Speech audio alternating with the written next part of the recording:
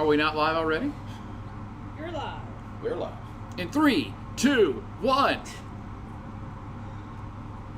Sorry, I got stage fright. I can't do it. I just can't do it. I can't go on with this. Okay, so we're going to test this before we make any formal acknowledgement of that there's an audience at all. This is actually weird. If there's somebody out there who's watching this intentionally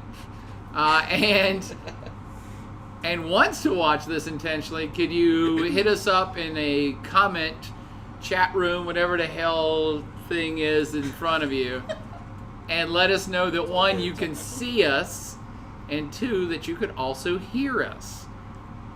And here's why I'm asking that question, because we talked for 15 to 20 minutes last week before we found out we weren't actually on. We were having such a good time. James Bell says he's... James Bell in the hizzle. So he can see and hear us. All right. We're doing better than we did last week. We're already batting a better average. We're the worst. We're not even celebrities. We're not even faux celebrities. And here we are trying to have a wine show, because why the hell not? It's the new world. Anybody can do any damn thing they want. Absolutely. And we are doing it. Yes, So- exactly. On the patio, no less. So for James Bell, probably the only person there. Hi, Jim. Good to see you, brother.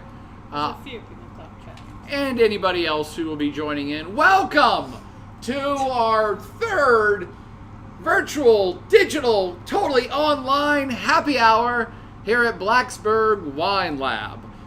And the structure is very stringent here for our online virtual happy hour, which is to say that the number 1 rule is there's no rules at all. We have no idea what the hell we're doing. So we are just getting together to chat about wines. And in this case, Katie had the great idea of let's eat some food too.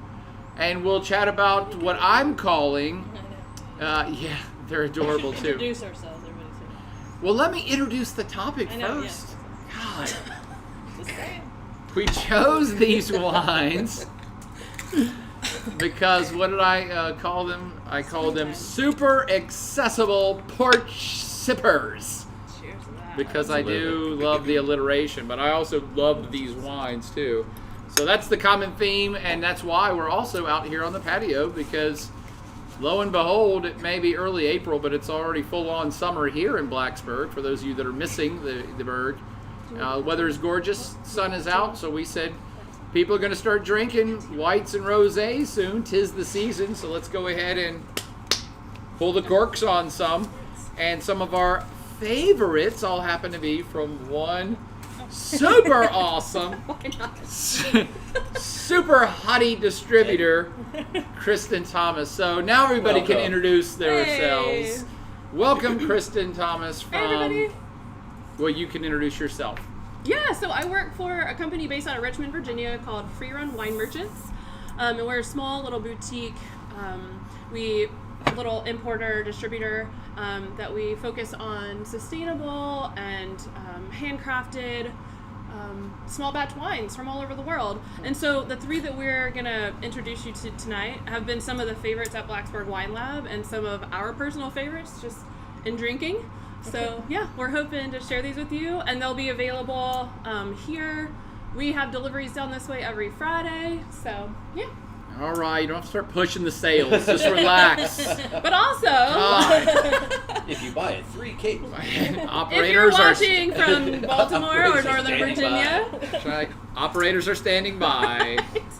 we can hook you up with your porch wine or your Easter wine or whatever. Oh, you that's wanna right. drink It's it almost for. Easter too. Yeah. Crap. Okay, so who else do we have here in the round table / square table? So we have...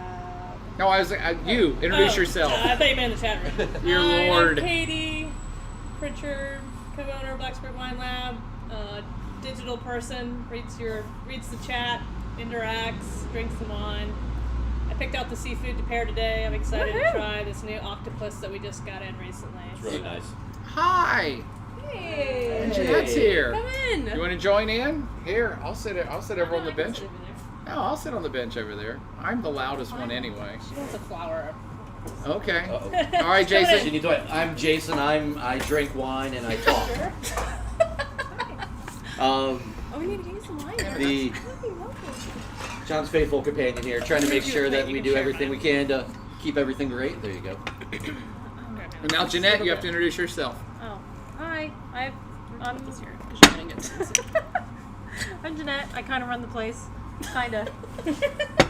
Oh, there ain't no kinda about it. Somebody's got to run the damn place. It sure as hell ain't gonna be me. Cool. There it is.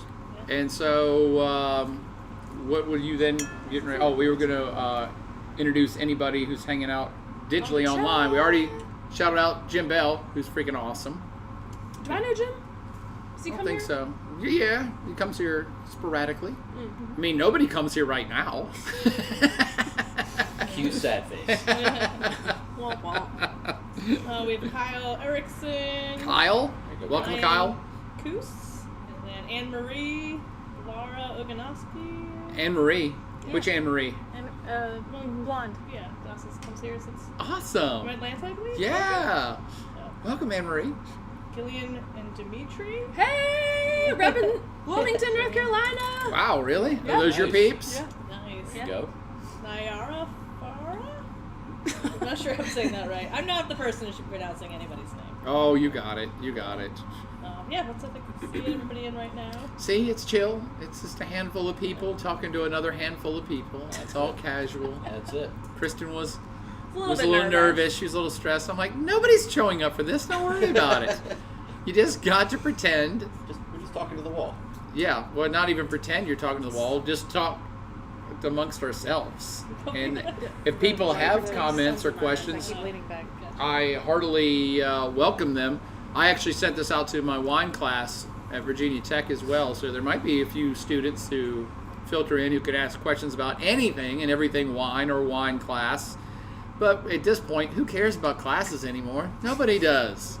So it's going to be the folks who are just really into education and learning that will probably show up and ask questions tonight. So without any further ado, what are we drinking first? Because I got this rosé in front of me, but you guys are drinking that kick-ass Sauvignon. Well, we had, And I'm we like, had, why did I get lapped Well, already? for starter wine. We had a little bit of rosé left in a bottle, so we just decided we'd kill that Oh, that before we one got from started. that one from the tasting earlier. I Yeah. thought I'd had this. That was Yeah. from Nicole.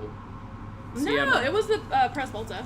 Oh, They okay. poured a bunch of flights. Oh, you guys had a We partial had- bottle. We had just a little bit left. Yeah, so- Nicole left a partial bottle of some other rosé. I don't even know where the hell that one was from. It was fine, but it wasn't this good. So we are going to now start officially then. Yeah. Let's some jump wine. in. Yeah. Which one do you want to start with? The Avignon? We're doing the Avignon. Oh, that's what we have in our glass. Yeah. This wine is freaking awesome. It's wine that I'm not drinking. There it is. Yeah. There it is. There it is. I don't know what the hell it is about this wine. All of us just want to pour it on our face all the time. It's really, really I want good. to bathe in it. Yeah, you want some more? It's Yeah, a little bit. Just yeah, and yeah. You might be able to detect if you zoom in that when Jason poured it, it has a semi-effervescence about Yeah, a it. little spritz to it. Yeah. A little so- spritz, Yep. we say in the business. I got excited at this company when I posted about today's happy hour on Instagram. I They saw they that. commented, and I was like, oh yay! I was Yeah. really excited when producers comment on our stuff. Yeah, so this wine comes to us from the Penedès region in Spain, so the northern part of Spain, right by Barcelona there. And it's called prickly wine in Catalonian, pétillant or pétnat. That's becoming sort of a popular toss around phrase these days in wine. It just means prickly, and that is due to the secondary fermentation that happens within the bottle.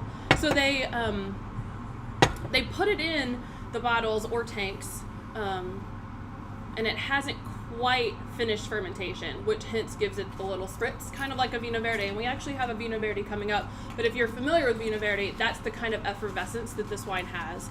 It's made from two traditional... Hold on. You're already throwing too many terms out here. like, So well- I'm supposed to be, the wine expert. Everybody says that. I'm like, bullshit. I'm no wine expert. I can really drink some wine. But I'm good at slowing people down. Okay, slow me down. Where Because did I stop I here? am an idiot. So I always assume that other people are on my idiot level. So you actually threw out probably 10 terms already. And I'm like, whoa, stop. Let's talk about that one term. Hold on. So how did you start this?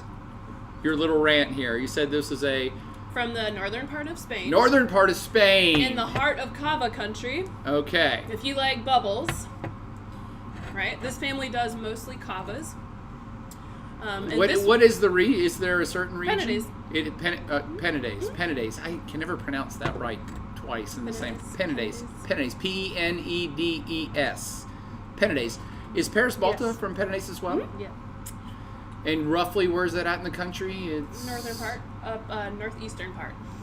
So Catalonia. Mm-hmm. Okay. This there you one go. is actually Heading from towards Catalonia. France. Yeah. Right. Okay. It's actually right outside Barcelona. Yeah, that's right what outside. that's what I Yeah. thought. Both of I them think are. we partied there, but who can remember? I remember that one time we went to that place in Spain. It was a coastal town. It had a Tarragona. So if you ever go back to Spain, or ever go to Spain the first time, Tarragona. You want to go to Tarragona. It's about like Blacksburg, but in Europe. And a million times cooler.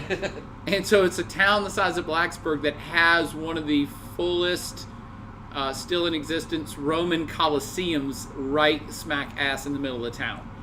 And it's like a mini amphitheater. You think about the one in Rome, and that's quite bigger, the classic one. But this one's like still the most fullest in place. You can just walk into it, hang out, walk around in this little seaside town that's about the size of Blacksburg. And me and Katie found a wine bar there. Because, we try to be civilized and cool and worldly. We're like, well, let's go eat at a different place every day. We went into this one wine bar the first 5 minutes we were there, and the wines were so freaking awesome, and the tapas was so over the top. We basically went there every day for 3 days. We're like, God damn it, we're the biggest American geeks because this place is so awesome. And they got to know us by name, and they're like, hey, well, how about we open this $100 Grenache for you? Okay, we should do that. This is great. Anyway, sorry for that rant. I'm just placing. Everything has to be geographically placed with me. So, Penedès, northeastern Spain, outside Barcelona. Right on the coast. Yeah, near the coast. And the bigger section of northeastern Spain is called Catalonia. So, Penedès is a wine region within the greater Catalonia district. You may have heard of that in the news because they keep trying to become independent. Got it. Right. Nailed it. Okay, now we can get to some of the other words. Or we can talk about how this tastes first. Well, so it Tastes is prickly. about 70% Muscat. And then the other two grapes are Macabeo and Xarel·lo, which are two Cava grapes. And so it's essentially a dry Muscat. So when you smell it, it is so aromatic. It smells like you have a bouquet of flowers in your hand. All the things I sound like everybody does. Like white flowers. It smells so good.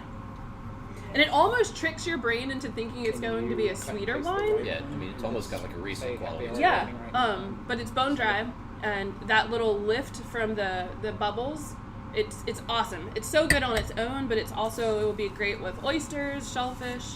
Let's find out. We're gonna test it out. Yeah, sorry, I was having a side conversation. So 70% Muscat, right? Yeah.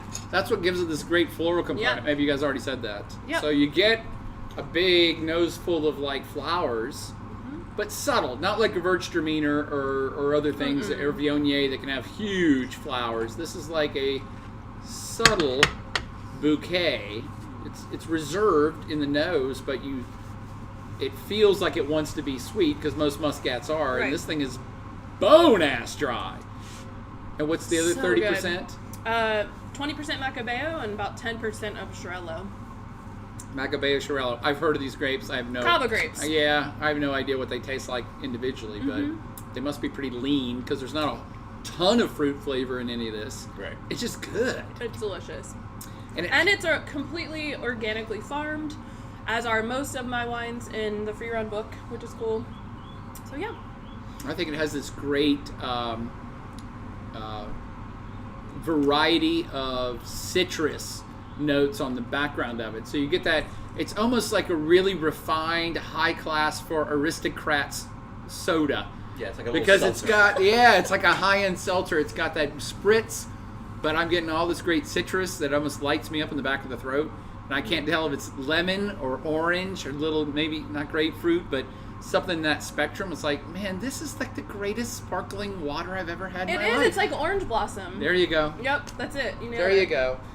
And it just got enough of a great acidic backbone that it holds up on its own, but I think the bubbles give it a kind of a creamy finish. So that's why we want to pour it on our face and take a bath in it. It's like, this hits, for a white wine, it hits all the fun spots. It hits all the fun spots. Yeah.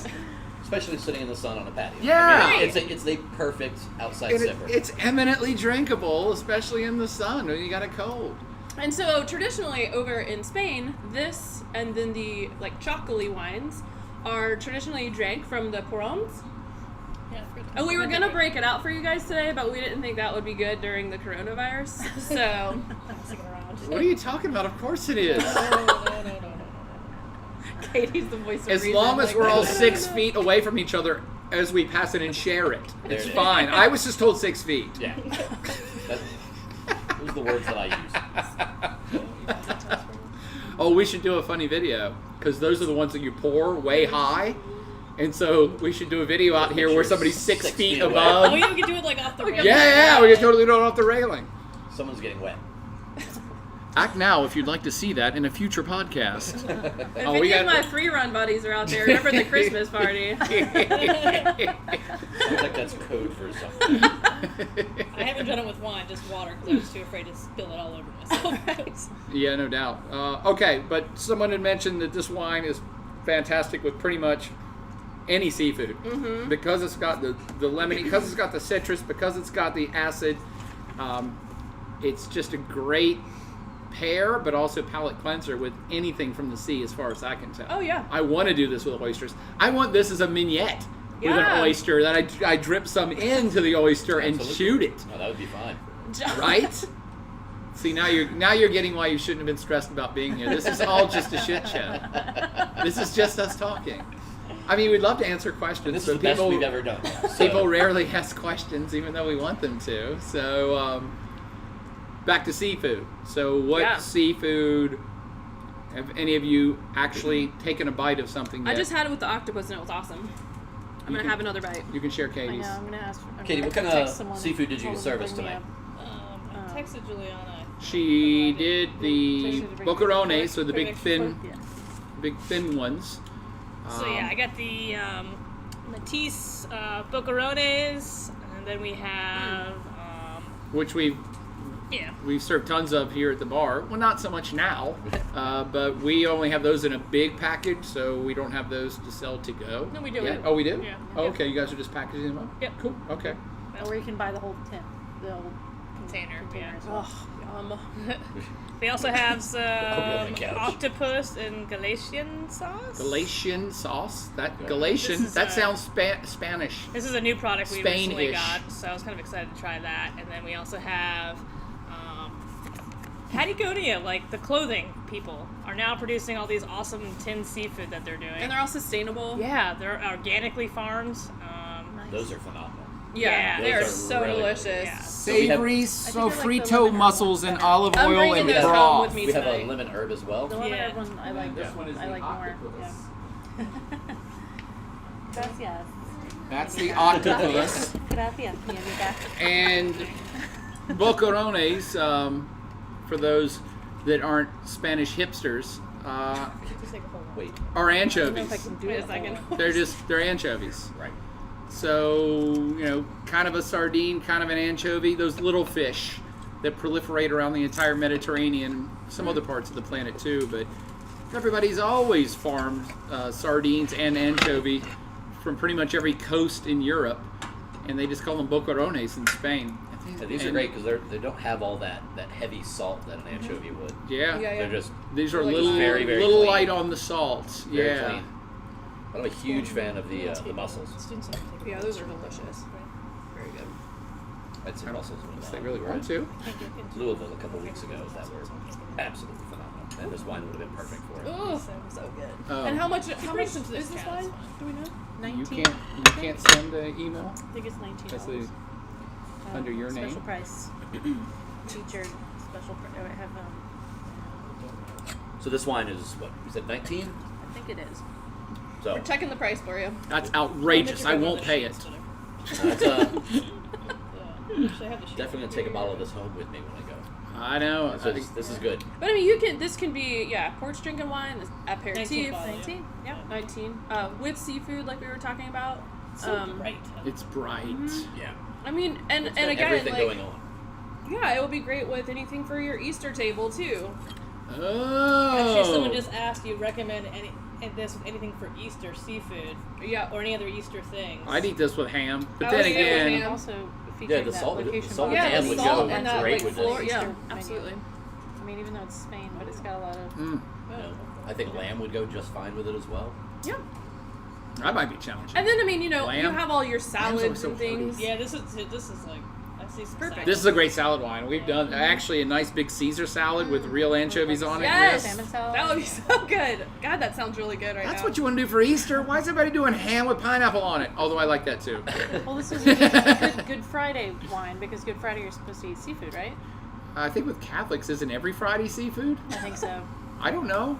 James Candace, Bell's are you Reese's- here? Reese's eggs. Reese's eggs. Yes, it pairs perfectly with Reese's eggs. Said Chocolate no one bunnies. ever. And peeps. Yeah. Peeps. Oh. I'm just kidding. They're terrible. Have you ever put a peep in a microwave? They get like this big. Peep in a And microwave? then as soon as you open it, it goes and it just gets really tiny again. Wow. Yeah. Peep they in a ever microwave. explode, though? Yeah, I know. Do you explode them? That would be such a gooey mess. I didn't want to ruin my microwave, so I stopped before. Good plan. Good plan. Yeah. But now I know what to do when I'm at a house party because I'll ruin somebody else's microwave to find the answer to Hey, this riddle. everybody, watch this. Party Hold my wine. Put the whole package of Peeps in the microwave. I heard it's a really hilarious thing to do at somebody else's house. Is it that? Yeah. Absolutely. Deviant laugh. All right, so what seafood did you try first? Did you guys do bocaronis first? Yeah. I tried Little more of these. this? I did the Oysters octopus. It was first. delicious. Thank you. Anybody else want another hit of this? Absolutely. Okay, well I'm sorry, yeah, Katie was there. Someone was asking, Isabella was asking, anybody integrated wine into a salad dressing before? Oh, sure. I mean, yeah. I haven't done it, but this mean, would be a white good wine one to do it. vinegar? Yeah, Yeah, like white wine vinaigrette. Any vinaigrette, anything that you would use vinegar for, pull out half of the volume of vinegar and replace it with wine, you're going to definitely get a lot of those flavors in there. You definitely need a bit of a bolder wine to pull that off. But See? red wine vinaigrettes, Oh, all day yeah. long. Yeah, Jason knows this stuff. He's a blender. I think he's a blender at heart. You're gonna have your own distillery, so I One of think these he's days. into blending, and he's a master bartender. alchemist. So Well, I try. he's an alchemist. I yeah. try. One of the best cocktail makers in town. Wow, thank you, John. And we're gonna put you and John Hall to the test because we're gonna apply for our liquor license when we move. Oh. We're gonna get some high-end scotches, some high-end bourbons, things that cost more to buy by the shot than what you pay for a regular bottle. That's what we're gonna carry, I dig that. right? Because why not? I mean, we have to be ready for the next pandemic, and liquor's the way to go. Liquor is the way to go. That's the only thing that's going to get us through this, really. I Let's think be so. honest. Yes. Well, I got to tell you, I'm really happy I just went to Louisville and ended up with a backlog of liquor accidentally right before the pandemic. So I'm pretty okay with that. We actually started a wine store.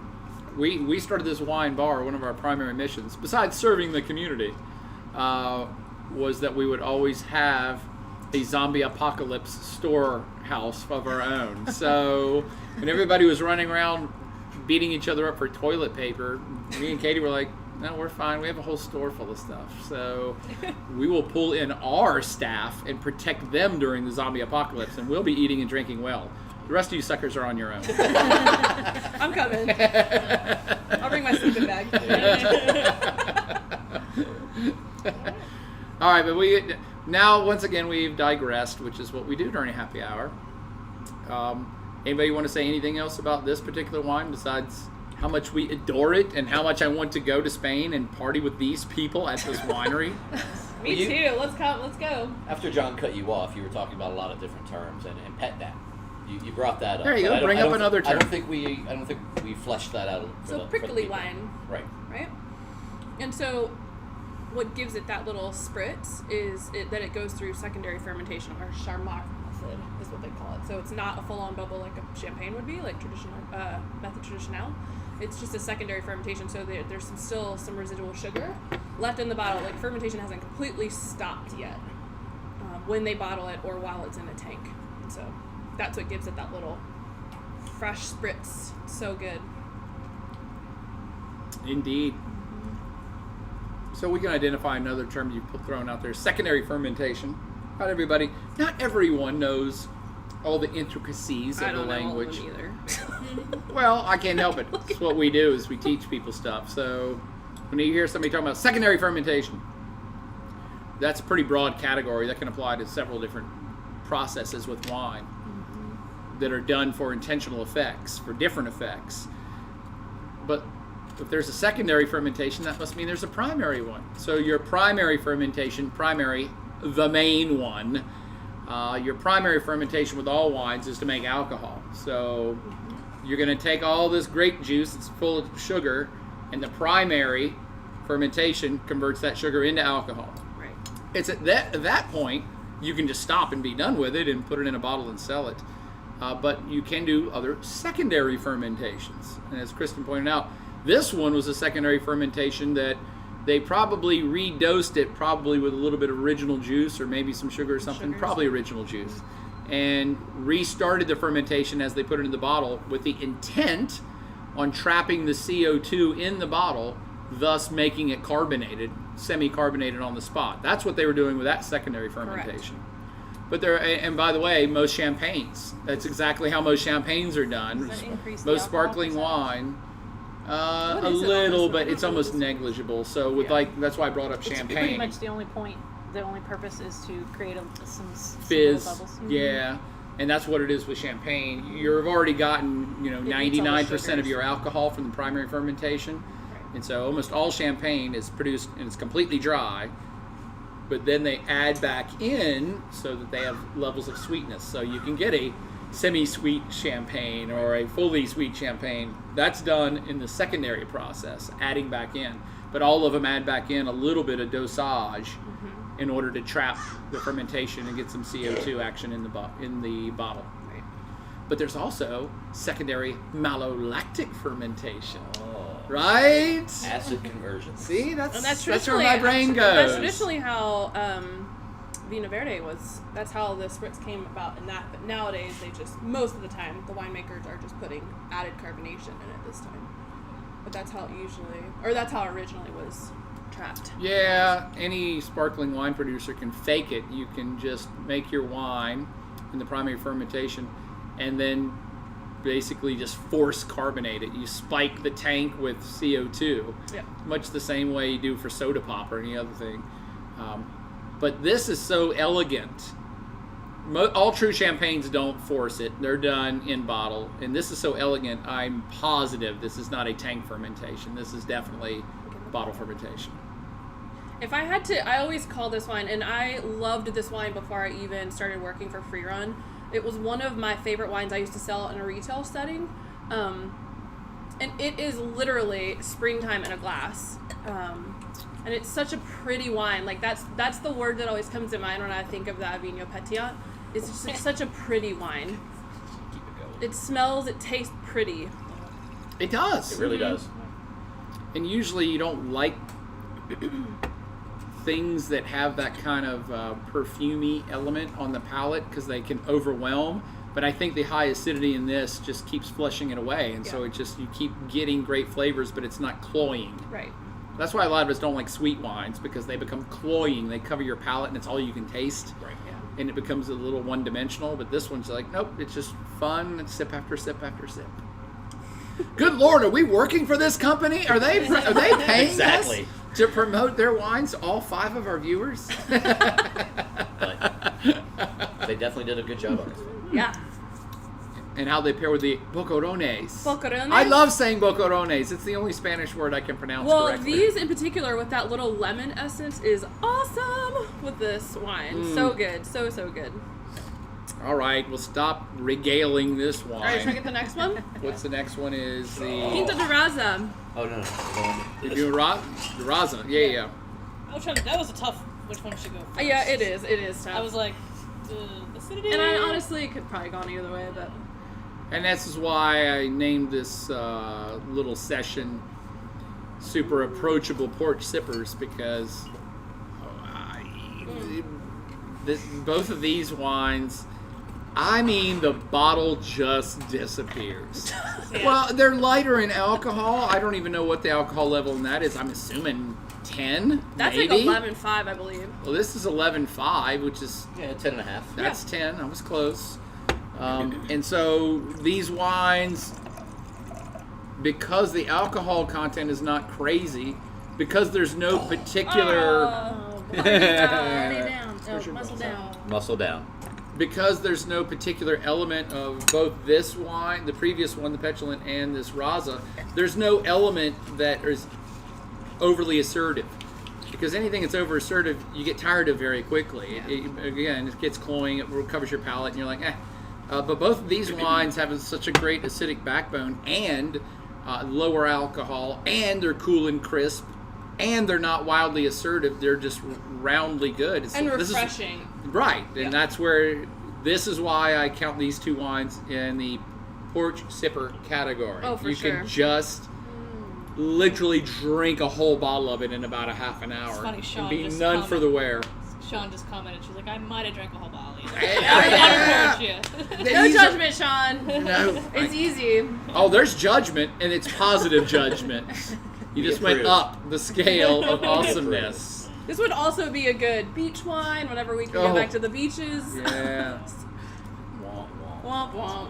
We can pretend. Well, if you want to go to the beach, just go to Brazil. The president there doesn't care. He's like, it's all a hoax. It's fine. You can visit the beaches there. All right, so Quinta de Raza. So this is from Portugal. It's from the Vinho Verde region, the DOC there in northern part of Portugal. Stop. Done. Talk about Vinho Verde. It's an appellation. It's also the style of wines that come from that area.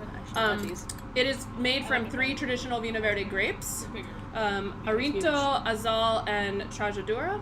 In this one, Holy crap! Look at her I go. don't even know. I didn't even know that. I can't even pronounce those. Say that again. The grapes are. and I'm probably butchering it. No, Sorry. You're killing it. Arinto, Sure. Azal, Azal? Trajadura. No idea. Yeah, I have no idea. No. Never heard of them. And so these guys, this particular vineyard site is cool because they sit in a cool microclimate that, altitude-wise, they're about a little bit over 800 feet above sea level. So that's where that bright acidity comes from in this wine.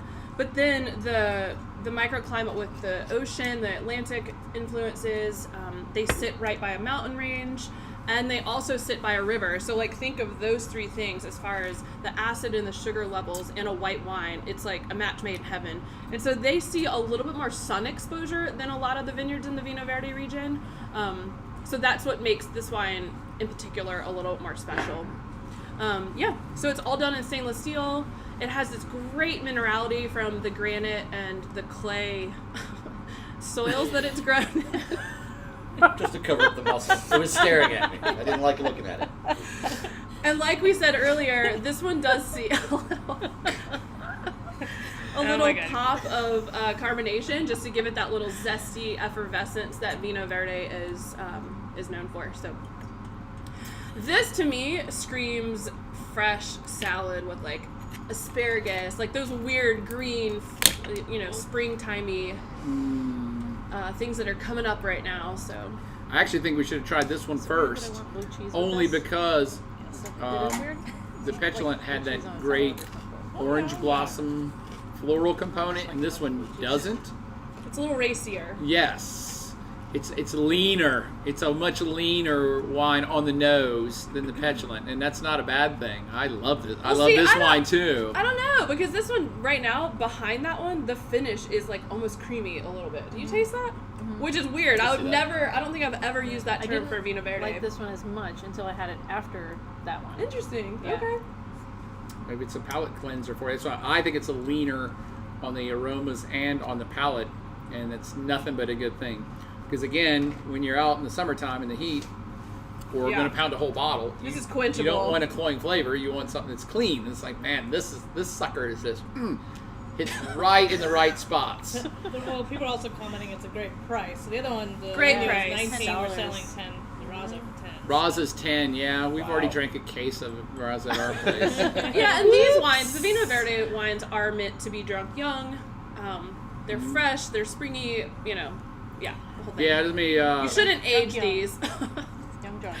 Although, just pound their them down. acid, most of their acids are so high, I wouldn't be scared to have one that's a few years old. I mean, When you say Would- racy, what do you mean? Acidity. yeah, it lights up the sides of the tongue a little bit, and both of these wines do that because there's a fine line between racy and bracing. Those are both words often used for acidity. Yeah. The acidity's bracing. Like when it scrapes the enamel off your teeth. Right, that's bracing That's bracing. acidity. This is racy Yeah. acidity, where it's like, oh, it lights up like your a tongue a zip. little bit, and you're like, I like it, Playful. but I like it. Playful. Yeah. That's a good Playful. word. That's a Nice. good word for Vino Verde. I think I just got sexually harassed, but whatever. But I want to go back to Vino Verde. Vino Verde is a great term to elaborate on a little bit more because it's kind of unique in that it's a place, right? So it's an actual place, like an AOC in France. It's a DOC because it's Portugal, but it's a specified geographic area called Vino Verde. What's Vino Verde stand for? Green wine. It just means green wine. So, I mean, Burgundy is a region, Chianti is a region, but those are places. They're the names of places. Vino Verde is also a region. It just means freaking green wine. So it's kind of a bizarre named region. And instantly, Vino Verde was a region, but also a generic term for a style of wine. And I think that makes it quite unique in the wine world. Right. I mean, Burgundy does mean kind of what the wine will taste like, and Chianti kind of means what the wine will taste like, but Vino Verde's just like, whatever, we're just calling this shit green wine, and anybody can make it anywhere in here from this region that's called green wine. So do they make any red wines in that region do. at all? Yeah, they do. That's why it's comical that the region's name is green wine, because they make other stuff. Right. But the reason that it's, I guess they have a history. Like young wine. It's young wine. Yeah, green doesn't refer to any color, No. Right. although Just meaning the Yeah, I mean, It's usually young, it's yeah. released 3 to 6 months after they bottle it, But I always or after harvest. Rather. I always assumed it also referred to grape growth. So these are harvested early. These are not. This is one of the first things you pick off the vine when it still is very high in acid, Yep. and it hasn't fully matured. And for you non-viticulturalists out there, it's like any fruit. When you have it on the vine or on a tree, It's a little tart. it starts extremely tart, extremely acidic. Apples, oranges, everything's super acidic when it's growing. And then the maturation phase, or the ripening phase, is when you let it hang out for another weeks, 2 weeks, 3 weeks, a month. And what it's doing is converting acids into sugars. Yep.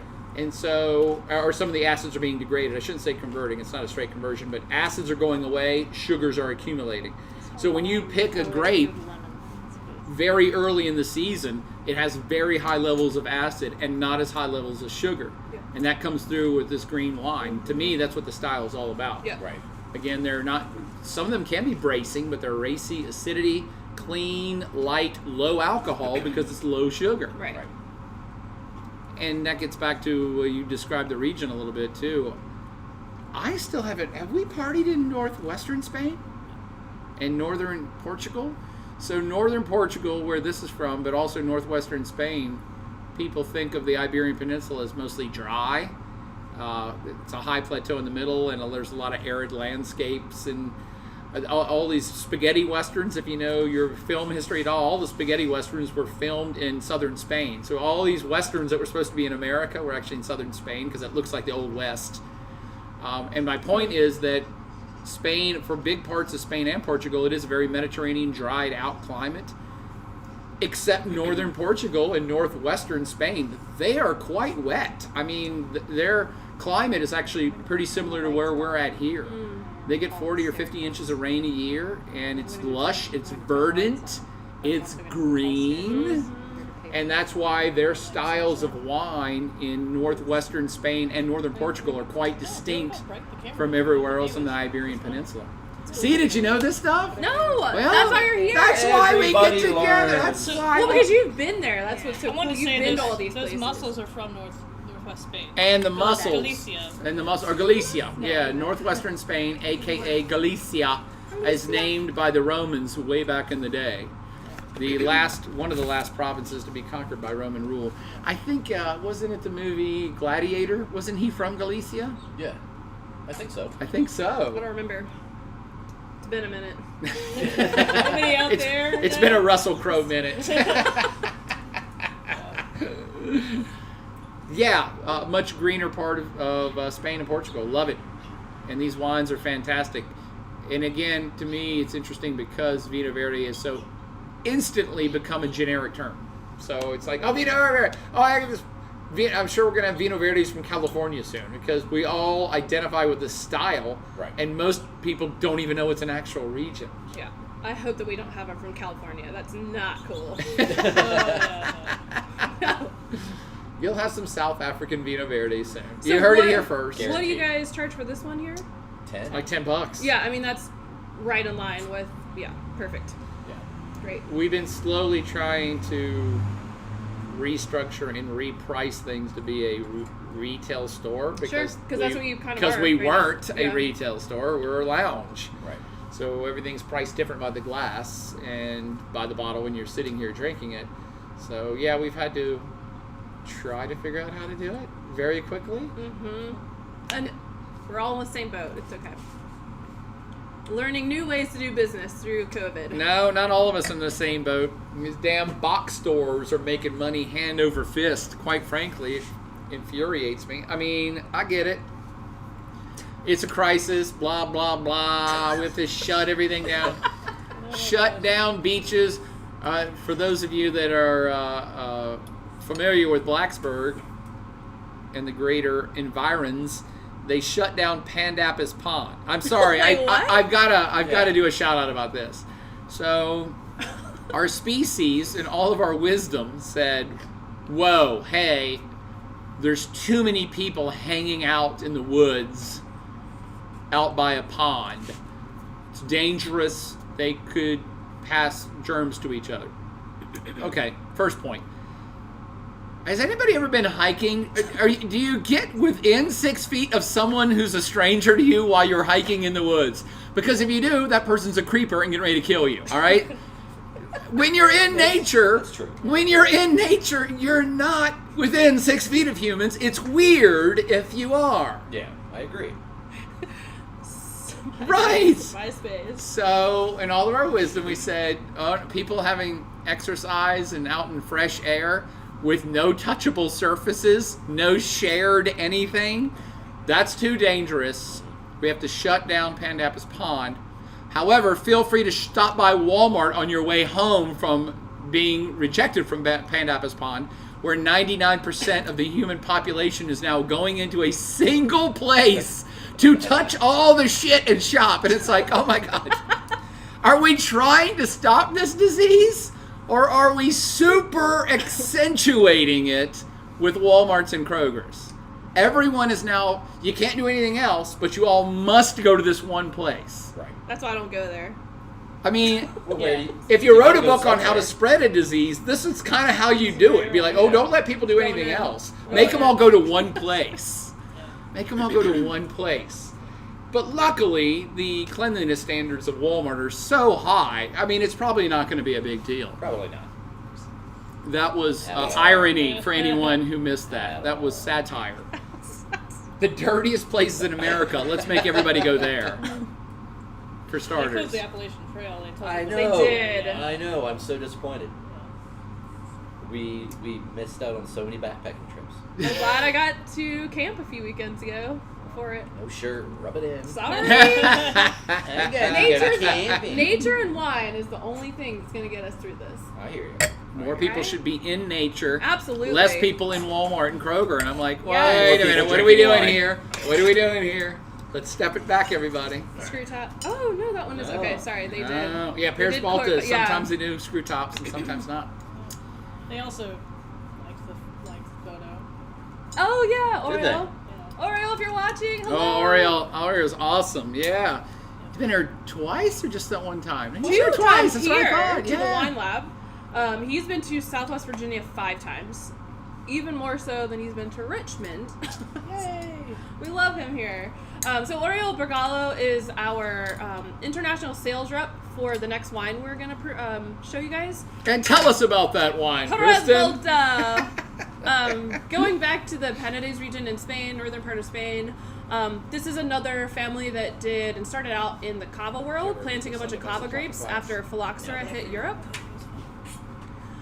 So this estate has been around since the 1700s. Here, let me finish this. If we gulp this down. Chug a look, Go, Bear. go. Stop talking. Drink more. This is a heavily scripted show, all right? You need to hit your marks All right, hold on. while you're drinking. 8:46. We said 8:46. Candace! No! So Perez Volta. This is their rosé here is a blend of Garnacha, a little Cabernet, and some Syrah. It is all organic, biodynamic, and vegan now. I don't know if the vegan thing is on there yet. Oh. And it's made by 2 badass women winemakers, Women Maria Elena winemakers. and Marta, who actually married into the family. One of them was a pharmacist and one was an engineer. And they met the brothers who are part of the Perez Volta family and fell in love with the wine world and ended up going to school for enology. And now they are the winemakers and they're super innovative. They have a lot of progressive ideas as far as winemaking is concerned. And they're really doing some really cool stuff. Even some natural wines now too, so that's really cool. So yeah. Oh, Cheers. see? You unpack. You Look just... at the color of that. Oh, yeah, we never even cheered. Oh, we're not No, supposed no. to. Oh, my- we just broke Shut the it down. roll. We Shut it broke down. the roll. Corona. Now you got it. I got the Coronas all up in me like Jesus. That's what I keep saying. Oh, there you go. Or the devil, I guess. I guess I Corona's didn't hear more that the Corona devil. has stopped producing beer down in Mexico. They've actually legitimately shut No. down the Yes. plant. Well, they had to. Government closed them. Why? Not essential. Beer is definitely essential. Not if your name's Corona, apparently. Not in Mexico. They're not essential. Oh, Katie pointed out a story that I knew immediately when all this shit hit the fan about 2 weeks ago. My mind always rejects all the things that most people worry about because I'm like, no, a bunch of other people are going to worry about that, so I don't care. And I always think about other things that are going to be affected. And I knew 2 weeks ago, I'm like, oh my God, not that I know this personally, my friends, the price of cocaine is going to go through the roof. The price of all illicit drugs is going to go through the roof. Because the Trump administration was trying to stop all Mexicans and all that crap, it was already starting to be impinged upon. The border was already starting to be firmed up, but then it just got shut down. And when you have the elimination of traffic, literal traffic, then drug trafficking becomes way more challenging. And I'm like, wow, no one's moving across the U.S.-Mexican border right now. What are all these people who are now bored as shit and would want to be doing piles of cocaine? So they have all this time on their hands for people to do cocaine. They have all this time on their hands and they're sitting around and they would be doing more cocaine, but now you can't get it. So my mind goes to, wow, the increase of illicit narcotics, the demand is increasing rapidly and the supply is dwindling at the same time. And what happens to prices in those situations? Yeah, give it another month, man. Cocaine's going to be like $1 billion an ounce. Well, we need to start drinking wine. Well, that's all I do. I just... I know. I'm When we just- get back to topic. I'm just talking Yeah, about this is other a things. tangent. We've just gotten off on a tangent. It's a happy hour, for God's sakes. Can I not be happy for 1 minute? You just made a lot of people sad, though. It's- Or maybe No, some a lot people of people sad. I drop don't out. think there's too many We're like, narcotics users watching this right now. Or maybe you're only watching this because you're narcotics users. I don't know. Whatever makes you happy. Yeah. That's just the way that things are affected that we're not really thinking about. And to me, it's fun to stop worrying about the obvious that's in front of you. Don't think about that anymore. Think about other things. Well, we also What didn't else is know going that toilet on? paper was going to be a thing. Exactly. And I still don't know why that happened. No, whatever. Nobody That's a does. whole other topic. Anyways, back to the wine. Yeah. Still can't even find toilet paper. I don't know what's going on. So what did we think? Like, after those two, it tastes like strawberry candy to me. It's so good. This is probably one of the best vintages they've had, I say, in their rosé in 5 years or so. It's so delicious. Almost was like a little And sand. talking about Easter feast, this will go with everything on your Easter table. Including the chocolate bunny. And the ham, I and just the thought, like, lamb. The color was like more salmon. Yeah. And so it Yeah. used to be really, really dark. Yeah. And It was pinker. It was like a Yeah. dark pink. it was almost red. Yeah. Yeah, and this was like closer to This orange. has a little bit of a tawny, rusty color to it. Yeah, and they actually, as a winery, decided to go a little bit lighter just because that was sort of the trend in rosé, like more of that Provençal style, like real light. But obviously, I mean, they didn't. And he said that Oriol, when he was here, the international sales rep, we had him in town just about a month ago or a month or two ago. He was saying this is all just runoff juice. So usually rosé is made with the skin contacts of the red grapes. This is just the runoff juice from the Garnacha and Syrah grapes because they're so like dark. Yeah. So Yeah. this one didn't even see skin contact, in other words. Yeah, and that makes me think it's an orange wine. That's Yeah. and Katie, if I can call her out, she didn't like the last year's Paris Balta that It's a little much. sweeter than this. Right. The last, like, And it was a deeper pink hue. Yeah. It was a richer pink hue. And she said, I don't like that wine as much because it strikes me as sweet. And I was saying, I don't think it's sweet. I said dry. I think it's dry. But it had so much unctuous fruit flavor, it makes you think it's sweet. Right. And Well, this it is actually had almost... residual sugar, though, last one. It did have a little bit of residual. But I mean, this one does too. Yeah. It has I just don't a little taste bit. it. I don't taste it. No, you don't get it at all in this. Yeah, no, there is some there, but it's not overpowering at all. I got more... But that just like round red fruit characteristic is so delicious in this wine. I got more from last year's, or I guess the last two vintages, more kind of real red fruits like plum and maybe even hints of apple. Where this is like you said, you nailed it to me. It's like, it's just strawberry. This is like strawberry and a hint of violet to me. A little bit of violet and maybe and herbs, strawberry. like a little herbal thing too. It's amazing to see the same producer make the same wine within 2 years, and it's kind of almost a different style altogether. I like that. That's what I love about wines. I don't want the They exact always same change, thing. exactly. Yeah, they're And as completely they malleable. should. I mean, that's nature. It should change depending on the weather, the water, everything, the sunlight.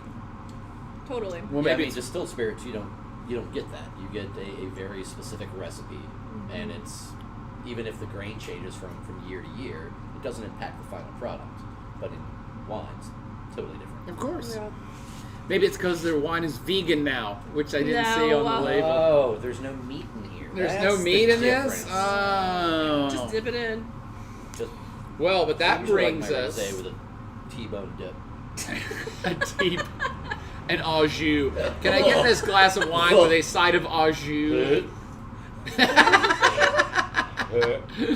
Oh man, that's horrible. I That's see you guys horrible. dipping your sandwiches in your rosé. I can do it.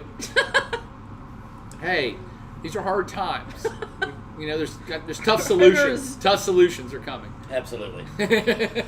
So are we can talk about vegan wines? Is that where you're Yes, that's where I was. Or? Well, actually, let me see if I can remember what you said when you introduced this wine. You said it's biodynamic, organic, and biodynamic and vegan. Ooh, 3 terms. 3 terms that no one understands. Is it a natural wine though? Right? That's another term. So here, okay, but they are doing natural wines on their property. Yes. Remember the amphora? Yes, the one I just You guys got. That's why I asked. Yeah. Because these guys, Paris Balta, by the way, thanks Paris Balta. We think you kick ass. We love Paris Balta. All their products, love them all. So good. The Indigena, we just don't like a case of that Indigena, just your Candace! peeps. Yeah. Candace loves it. Yeah, girl, thank you for the support. And Sarah. And Sarah. Yeah, Sarah I have Gibbs. to deliver her case, 2 cases after we get out of here. Delivery service, it's real. The Plaid car is delivering. We're going to convert the Plaid car. We're going to change the Plaid to a Plaid color scheme to match the Wine Lab colors. Oh, yeah, cool. Yep, I might have to do a Kickstarter to try to raise the money because we're so poor because the economy. No, what'd you say? Jeanette brought her own plate. Stop talking about me. Oh, Jeanette's back. Everybody online, don't say what we said about her. Just in case anybody else needed more. I didn't want to eat your last They're one. so delicious. And I need to eat more. Jeanette needs some Paris Balto, which Katie has right beside her. There it is. So this is actually a discussion we can have in more detail at another happy hour if anybody's really interested in this. But I keep trying to figure out what all these freaking terms mean. I can give you a quick. I don't know that anybody has the exact answer, so we can roundtable it. Which one do you want to choose first? All right, let's start organic. Let's start organic. The term organic actually does have some legal stipulations. Yes, depending on the country. Depending on country. Yeah, I was going to say, it's different around the world. It's different around the world. I would assume, and this could be a false assumption, I would assume the Europeans probably have the highest standard. That could be a false assumption. Well, they actually allow a little bit of sulfur added, where the U.S. does No, not. we're talking about organic. When we say organic, we're only talking about grapes. We're only No, talking about grapes. it's any additive to the wine. You're right. See, we're disagreeing already. So you can have a wine that you can have a organic wine. You can also have wines that are made from organic grapes. Correct. So Now, is that different on the label? Do they have to label actually, it differently? yes. Because, Yes. You know, if it's certified organic, Says it has to organic have the grapes, but it seal. doesn't It say has to have the organic. certification seal on the bottle. And that's everything And in this the little bottle. round- Additives and grape. Everything. Yes. But I think what Kristen is saying is that in Europe they do allow, and actually America too, I think it's like even organic, they do allow for a certain percentage of sulfites Sulfur. to be added. Sulfur. It's much lower. It's much lower than non-organic anything. But you can make a wine. This is where it gets tricky. So here's what I know. Organic grape. Let's back it up. Organic grapes. How do you think? no chemicals. No chemicals. No synthetic chemicals. Virtually no synthetic chemicals. There's probably some allowances, but They allow minerals, so like copper, sulfite, there you or go. Sulfur, lime. yeah, the To all help with- natural stuff. Right, to help with the mildew issues and things like that. Right. So for those of you that when you read about something that's organically grown, and this is probably true for vegetables, not just grapes, organic produce means that you're not adding, I believe, any petrochemical stuff. And that's fertilizers, fungicides, pesticides, and a lot of other things that are made by chemical manipulation. However, those same things, there are a ton of diseases in the fields that do require something. And so actually sulfates and a lot of other things, which you mentioned some other metals, there's lots of different treatments that have been around for thousands of years that involve sulfites, other things that are quite effective on killing mildews and other things. Those are still allowable in organic grapes, as far as my understanding of it. Is that where you're understanding? I think so, yes. It's really mostly that you can't use anything that's been invented in the last 70 years, that shit's off the table. You can't use the petrochemical stuff. Right. Yeah, everything has to be organic, and it has to be certified for the winery to be able to have that seal. And so staying on that topic, these guys are certified organic. Yes. However, there are winemakers, and we have a bunch of them in our book, that practice organic farming, but they don't want to go through the certification process. They don't bother with it. Yeah. Because it takes 10 plus years to get your Dude. soil tested, all this, and it's super expensive. And most of our wines are so small, like they're small farmer wines. They're people that still put their hands in the dirt.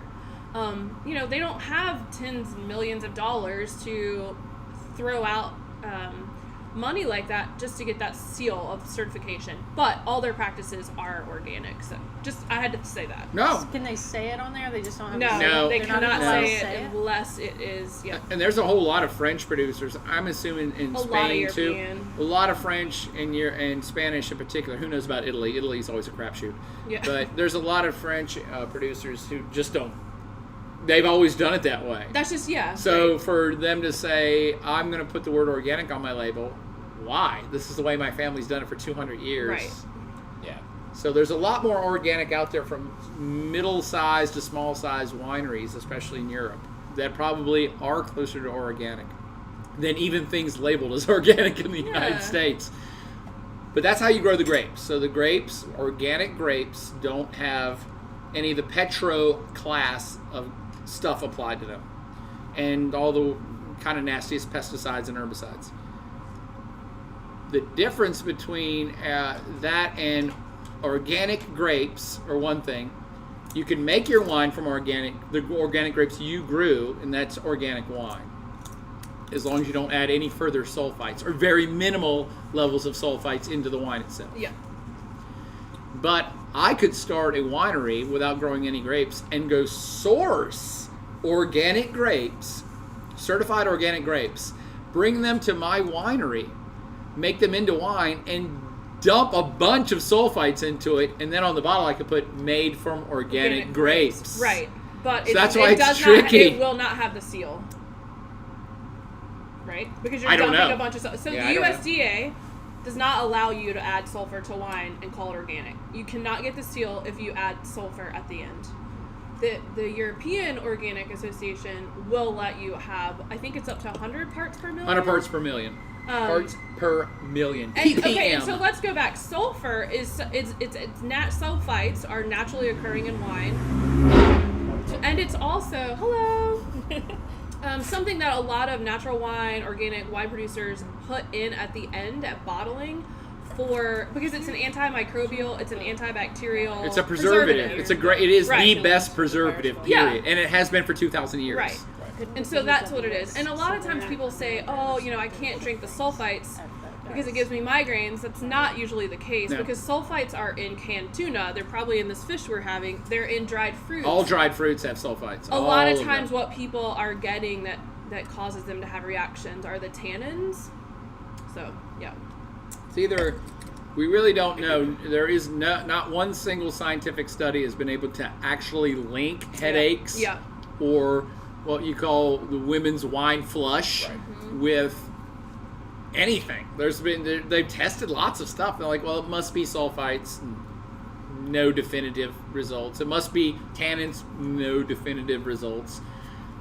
So to me, the answer will eventually lie, and it's some combination of tannic component and maybe alcohol level. Dehydration. And there's maybe, so many components. And maybe a sulfite, that there's going to be some sort of cocktail of Yeah. things that affect people in certain ways. That's Absolutely. just a hypothesis, a fancy word for an educated guess. That's what us professor types do. Doc. Yeah. Yeah, we're Zato 3. Oh, I'm sorry. So, yeah, this is over. We wrapping it up? You guys haven't even hardly eaten any of your seafood. I'm going to, don't worry. Oh, okay. Kristen was trying to be all like, I was talking. Got it. Well, we don't have to go through the whole litany of things, but Well, we got organic. So biodynamic.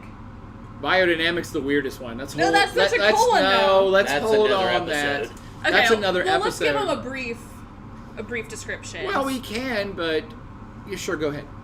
Okay. Biodynamic. So In biodynamic 30 seconds. is Good luck. a style of farming and winemaking practices that it's all based on the natural rhythms of the seasons, of the stars, of the celestial positioning of the stars in the you only got 10 seconds left. Go ahead. Here we go. Nature. All right, let's go to natural wine. You No. You No, can no. finish. You've got 10 whole seconds left. no, don't.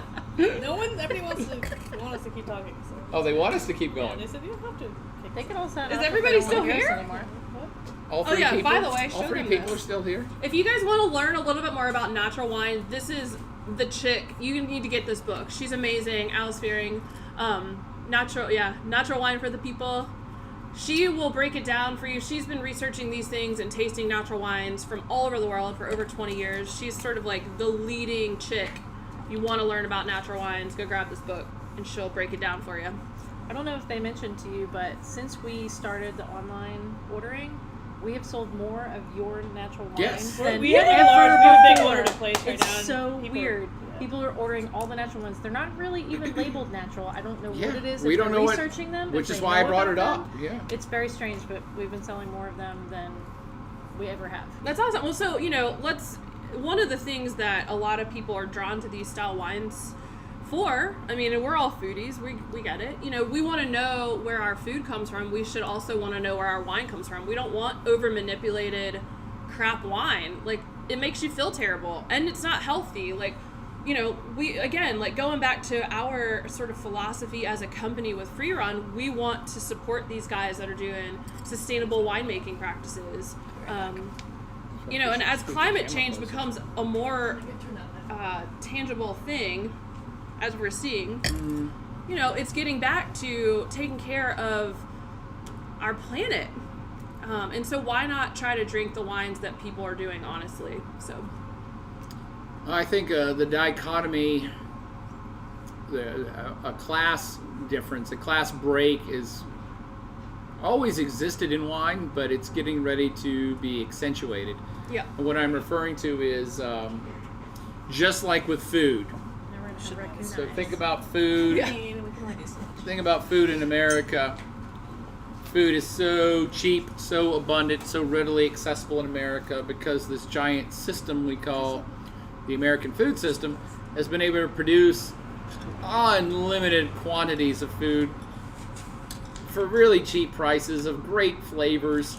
And yeah, things get generic and flavors all seem the same, and then people that produce food intentionally produce a McDonald's hamburger so it hits all parts of your palate that are awesome, or a Twinkie that hits all parts of your palate that are awesome. There's a reason why obesity is rampant in America, because these food manufacturers, and I don't think they're evil, they're just companies, but food manufacturers have figured out the formula, and the formula is you get a little sweet, you get a little salty, you get a little something else, and you get a little MSG in there, and it's freaking delicious, and people just keep eating it and eating. There's a reason why you can't eat one damn potato chip, because that shit is good. So the reason I'm ranting about that is that over time we have already now become a two-tier food society.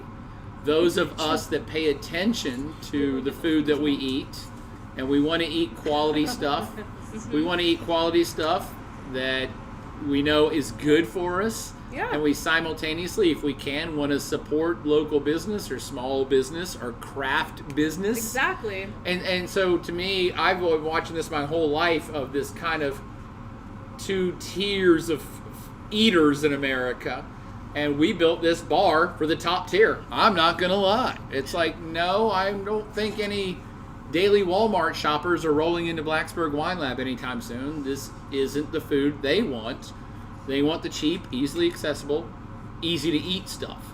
That's, quite frankly, not good for you. It's just not making fun of any companies. It's just not good for humans. And so I just finished that 5-minute rant because I see that's coming for wine now. Oh, absolutely. Wine has become so popular in the last 20 years. Ever since I started teaching about wine 22 years ago, nobody in this country drank wine. Nobody did. And now everybody drinks wine. And so you've had this huge spike in demand and production of wine in America. And it's kind of, if you step back from it, look at it, it's kind of following the same pattern that the food industry has, which is make wines that are really easy. Make wines that hit all the points on the palate that are delicious. I didn't even hear about this until recently. Have you heard of this purple stuff? It's actually called purple stuff. Magic purple? Yeah. Magic purple. Murple. Yeah. It's pretty much Mayome, right? Yeah. Pretty much. So you can. It's that manipulation. It's a manipulation. Like let the true terroir, the essence, the land, the sunshine, all of that stuff come through in a wine. Like that's what makes cool wines. Right, but that's hard. Yes. But that's That wine takes work. is It's craftsmanship. always That takes work. changing, and that's Right. what I've always been attracted to in the wine world is because I'm never gonna know it all. It always changes. It's so cool. So But if you're an industry and you're trying to sell 10 trillion gallons of wine next year, you don't want it to change. Right. You want to build your market. Yep. You want people to be able to identify with your particular wine and that it lights up their palate and they Right. like it. It's the same every year. Sure. It's Mayome. It's Kendall Yeah. Jackson Right. Chardonnay. Which is it's which Kristen said, and I agree, it's the antithesis of what wine is really all about. right. but It's the antithesis. creating a predictable product is Correct. smart. Absolutely. But for those of us that don't care about being predictable, that's the rest of the world Right. open to us. And I think that So, drink your Kendall Jackson. No, Drink your it's, Mayome. that's fine. They all have their If place. you like it, that's fine. But to me, it's just the McDonaldization of Yeah. wine. Yeah. And Walmart. I'm actually not wildly opposed to it because I'd rather people be drinking even manipulated wine than drinking soda pop. Period. It's like, no, drink this. Don't drink light beer from Miller. Just drink a Pinot Grigio, for God's sakes. I don't even care if it's from Kendall Jackson. Because, like many other things, if we can get people drinking even mediocre wine, they might accidentally then drink a good wine and be like, shit, I like that good wine more. Damn it. Now look. And then your palate starts evolving. Right. Yeah. Right. So I'm not even hugely opposed to it, but I like talking about these things because I want people to recognize that this is happening and that small and medium scale wineries around the world It's like, is it fun? are under pressure to create the McDonald's wine. They're gonna be. It's not an ideal situation, but I like people to recognize reality and be like, this is what's going to happen.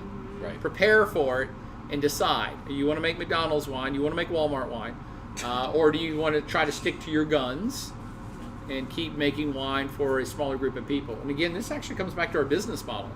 I said from the get-go, like when we started this bar, it's like, no, it's not going to appeal to everybody. And There are some people who are like, no, I only pay $5 for wine. Why the hell would I ever go pay $20 for a glass of wine? This place isn't for you. It's fine. Right. It's fine. Why would I pay for 10 seafood? That's the dumbest thing. You know what? If it's not your cup of tea, I love that's it. fine. We're not here to try to please everybody. We're Yeah. here to try to offer alternatives to the standard American palate and the standard American way of partying in public. And I think that's the best way to put it because it's not elitism No. whatsoever. It's just a matter of it's offering something different that nobody else in this town is offering. Right. And wine is always going to be that way. There's always going to be those of us that are like, what, everybody's drinking that? Then give me something else. I'm one of those people. I'm only a snob in that respect of, if everyone's doing it, I'm already bored of it. Show me something else. Same. And the great thing about wine is there is always something else. Always. This wine epitomizes that. This wine isn't even what it tasted like last year. Yeah. That's what I was just saying. It's just an evolution. Yes. And I want more. Just a scotch. Just Yeah, me too. just a blue. These girls make good Cassandra, if you're out wine. there, it's a blue. I was gonna hit that petulant again. The I petulant. thought Oh about my god, that that too. petulant is so delicious. Yeah, I'm probably gonna end with that one as well. Anyway. Okay, cool. So, do we want to talk about natural wines real Oh quick? yeah, now we get back to organic versus Are we talking to Are we back ourselves? to me now? bio. Still got 20 folks hanging out. Really? Oh, Wow. Hey guys, thanks for sticking Yeah. in. guys. You guys should Or was that leave. 20 unique visitors. Everyone Fine, leave when you there's want us to Okay. leave. There's 75. Sorry about all the shadows all over everything. Yeah, we're kind of in the dark now, but it's It kind still of... feels really great out here, though. It Although does. John does look spooky and creepy over there. No, Jeanette looks I'm in like my natural Jeanette setting. like blends into the background, like you can barely see her at all. You definitely have a little Nosferatu going on over there. Literally, like on the view, it like only can see Jeanette's hands and like part of. Because I her didn't even face. notice until I looked up and then Jeanette just Jeanette backed up was and her back. face just disappeared. I was like, oh shit, Oh yeah. she's gonna bite me. Watch this. See, this is what happy hours are. Absolutely. You guys are trying to be all too rigid earlier. Jim God's Jim sake. just said y'all look better in the dark. Thanks, Jim. Wife has said that for Jim years. said we look better in the dark. Yeah. Not the first time that's been said, Jimmy. Oh my God, turn out the lights. Put a blanket over your head. Can you cover all of that up? I don't know what that is, but I want to be part of it. Oh my God. Okay. All right. Organic. So we got organic. You can have organic grapes. No petrochemicals involved. Right. Herbicides, pesticides, fertilizers.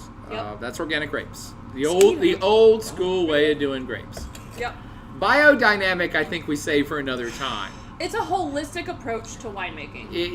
It is, but it's And that's a it's Come back good. next Monday. And it's been around since the 1800s. sure. And all So of that has- is it very has. parenthetic. So has the and we move measles. on. Okay, so we'll have a whole class on biodynamics. How about I that? think Yeah. that would be a fun thing to do. Obviously, you try to make people understand things. So there's levels. So That's all you can see. organic, all biodynamic. Biodynamic is so specified that all biodynamic is organic. So we've now described organic a little bit. Biodynamic is a left lurch on taking that in a different direction of like all natural, no added, nothing, and get the cycles of the moon when we plant. And plant cow horns full It of is manure in corners of the vineyard. And it's It's about the Wiccan wine. It's Wiccan. of- It's hippy dippy. well, it's about fermentation. It's about the health of the soil. It's about the ecosystem overall. There you go. There you go. Gaia. It's Gaia influence. There it is. But that's not for everybody. I love it. Talk No, to me no, about no. it And all it day. I love smells talking like about it. patchouli. No, I'm not kidding. all of But I it. wanted to bring it back mostly to talk about natural because Yeah. this is the one that actually I get biodynamic. It's freaking out there weird, but I can put my arms around it. I understand what they're doing, and I understand the rules of the game. Natural is even more blurred lines than organic. Sure.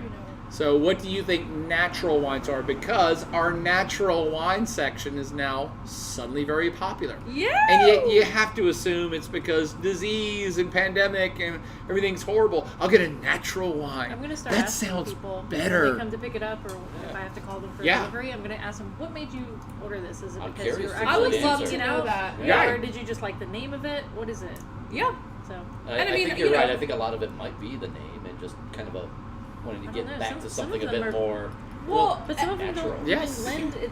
The names don't say natural at all. I don't No, there's not Like many the things that Fumé, label the as Fumé? natural. But I mean, I will say, I've done There's how many naturals and tastings the- have I yeah, done so here? it's I mean, if you're following your locals, because the about the students aren't really here, if your Digio locals have come to the tastings that I've done here, they probably know the wines and remember them. So Yeah, that's what I'm saying. Maybe I hopefully, remember them. Could be. Yeah. All right, so let's talk about then.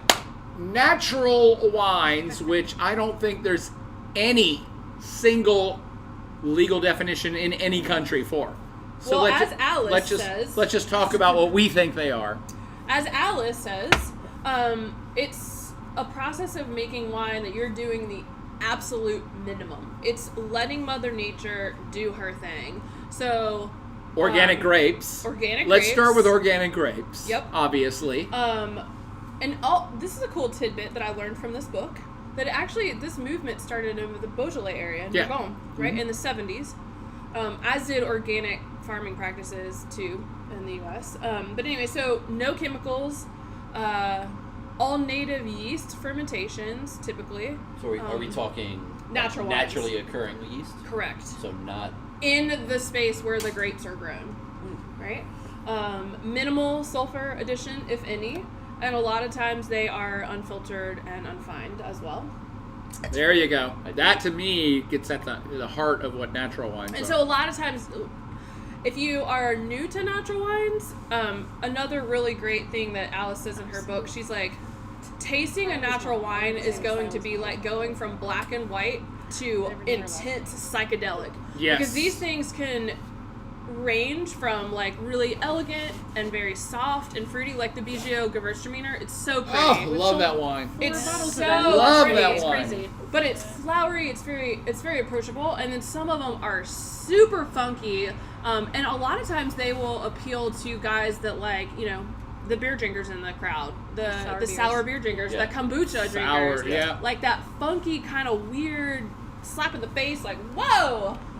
That's why on our menu I said, well, let's divide things by style of wine Yeah. as opposed to region or grape, and that's why we have a whole section called Funkadelic.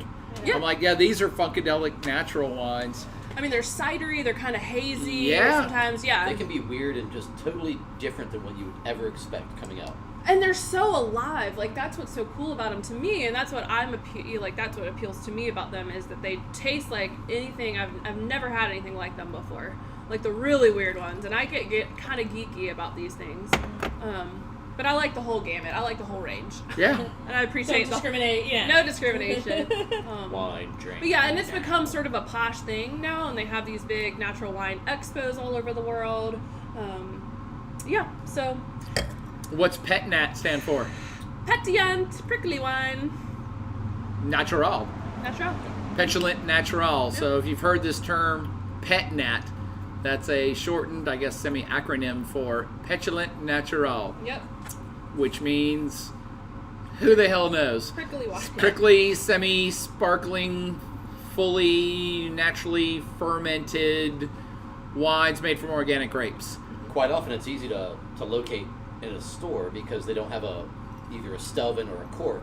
It's got a beer Bottle cap on cap. it. Beer cap. But it bottle typically has a cap. cork Bottle too. cap. Cork Yeah. and a Both, cap. sometimes. Yeah. And But- we had but one that blow was up good on us cap. here. Yeah, but that bottle cap is kind of a really good signifier. Yep. Looking at a shelf, and it's typically going to be in a Pinot Noir bottle Yeah. as well.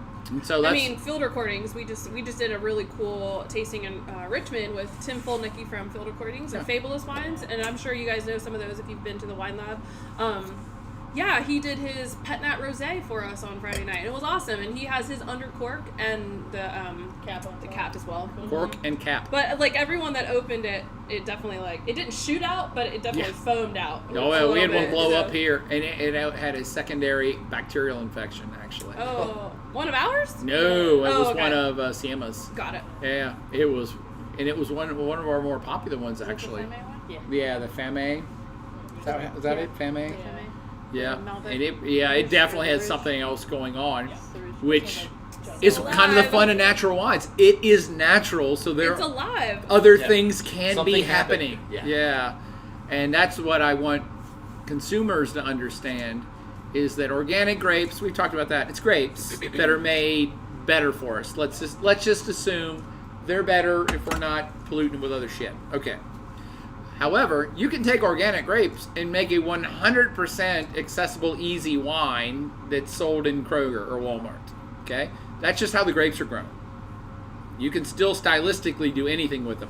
When you see the words natural, pet nat, or natural wine, that's a different beast altogether. Sure. We can assume, are using organic grapes, but it's stylistically way different. I've not had a pet nat or a natural wine that wasn't crazy on the Funkadelic side, or at least on the Funkadelic side of the spectrum. Maybe not extreme, but because a natural wine and a pet natural wine definitely does not manipulate the yeast component of it. So they're using natural yeast floating around in the air of the vineyard or the winery, and 99% of wines that are made have isolated their yeast strain. It's very controlled, very controlled. So anyone in California, almost every wine you've ever had, the winemaker actually uses sulfites to kill the juice. So you harvest your grapes off the vine, you smash all the juice out, and then actually you kill the juice. This is how it works for almost all wine. And it has for a long time too. This isn't new. So you want to kill all the biological activity in your grape juice because you don't know what that biological activity is. It could be a good yeast, or it could be a bad yeast, or it could be bacteria, or it could be a virus. It could be a lot of things that are naturally occurring in your biota, in your atmosphere where you're at. So almost all wines are made by getting that juice and then dosing it with sulfites to literally kill all biological activity. You let that settle out and it goes away. It doesn't get translated into the bottle. You let it settle out, moves away, and then you take your killed juice and you put a yeast strain back into it. So it's A yeast strain that you controlling. know that it's controlled, you Consistent. know its consistency, It's you got a know what this scientific strain name, does, because different yeast can put off different flavors. Beer makers know this. Oh, yeah. Different beer yeast make different flavors, period. I mean, Brettanomyces is a perfect Yeah. example. Yeah. Anybody likes wheat beer, that's a very specific strain of yeast used for wheat beer that adds certain flavors like banana and clove that you Yeah. don't get in other beer. So yeast can actually, as a natural element, a biological element, can add different flavors to beer and to wine. So winemakers typically want to get rid of all the question marks. So you get all that out there, you put back in the one yeast you want to do the thing that you want it to do. I have now spouted about that for 5 minutes so you understand when you see a pet nat wine labeled as pet nat or a natural wine, that winemaker said, "The hell with that! I have no idea what the hell's going on here." We are letting anything in the air float around into this. It is a How we can natural. take your Pet nat to me is called natural fermentation. just Whatever like- yeast is out there, and yeast, by the way, is covering everything all the time. There's yeast floating around the air right now. It's on Even us. the grapes you see in the store. they Yeah, have like you that. go into Yeah. any Dustiness. when you see a white sheen on an apple or a grape, you pick up an individual grape. If you see like a white sheen on the skin, that's yeast. Yeast are everywhere. And so if you just take grapes out of Kroger and smash them up and put them in a jar, they'll start fermenting because the yeast are already there. And the pet nat way that's become very popular, 3 years? It's only been 3 years. Couple years, yeah. Maybe 5? I Maybe mean, 5? New York City, it's been. Well, I mean, yeah, right. Yeah. Well, In this market. Yeah, the rage for pet nat or natural wines is very recent, and it again is the antithesis of how most wine is made. They're saying, "Hey, we're going to let the nature run its course, and these are the yeast and the bacteria and everything that's floating around in our vineyard, in our winery, and we're not going to add anything. We're going to smash out that juice. We're not going to clean it. We're not going to sulfite it. We're just going to smash out the juice, and whatever happens." Happens. It's yeah. And it's, again, it doesn't... Minimal intervention. Minimal intervention from the winemaker, but when you don't intervene in a natural process, you don't have control over that process. So that process can get out of hand. And I'm sure some of these people making pet nat wines lose whole batches because you can have bad super bacterial... active. Yeah, you yeah. can have bad infections. Right. You know, when you're going to say, I'm not going to do anything, it's like, okay, well, you're letting Ebola grow in your wine then. If Ebola is Don't there... start that, John. no more. You heard it here pandemic first, viruses. folks. I'm joking. There's no Ebola in your Oh, God. vineyard. That's a human-born virus. I picked that intentionally because it We couldn't just lost 3 possibly... more viewers. Buzzwords have fucked us.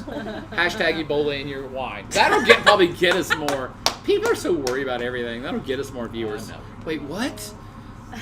No, if you're going to let things naturally ferment, that's why they get funkadelic, because you truly don't know what's floating around out there. Right. So you get a little Brett in there, you get different strains of yeast, you get different strains of bacteria. And bacteria, by the way, are not bad things. Most of your body is bacteria, I think. Most bacteria is quite By good. weight, I think. Yeah, by weight, most of your body is not you. So there's lots of things that are always happening. So watery. Hold me, I'm scared. There's more, if you look at genetic code, there's in your body right now, there's only about 30% of your body that's your genetic code. The rest is bacteria and Organisms. Yeah.